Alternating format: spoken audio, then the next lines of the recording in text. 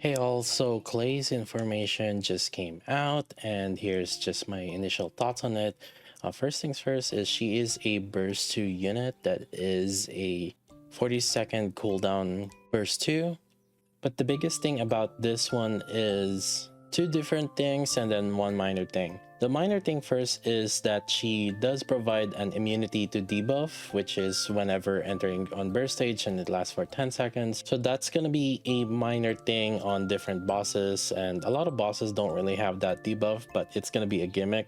But the two other main things about it is that one, it's the true damage. So as you can see, it seems like she's going to be buffing true damage whenever she bursts, even though it's 40 seconds. She does provide other about 19% true damage buff whenever you're in full burst time. And this is after landing 60 normal attacks, so that's at the moment you start full burst about 3 seconds in. You can pretty much have a 100% uptime on this. And finally, another thing that I kind of want to point out though is this effect is during full burst time. And if you guys didn't realize, I did mention something about buffs that work with full burst extension. This is one of those buffs that can actually work with full burst extension because it is constantly re-triggering during full burst time, and it is possible to upkeep a buff at that long. Now obviously Bunny Soda isn't really a true damage user, but the other thing about it is she also does provide like a 20% attack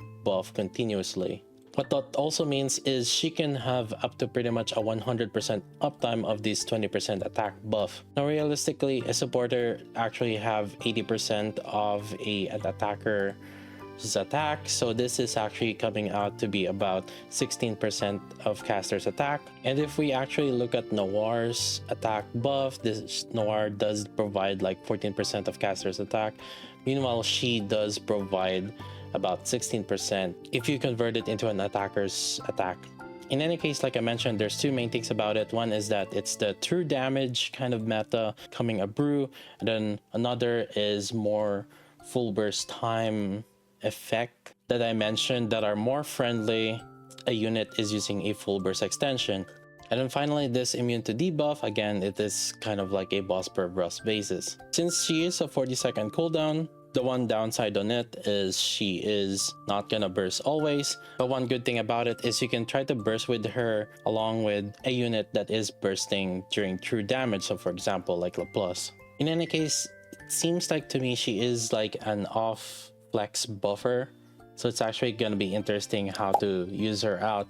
I'm going to try to push my Laplace as soon as possible to get her treasure so we can test her out. But anyways, that's going to be it for me quickly for now. We'll be pulling for her and I'll see you guys there.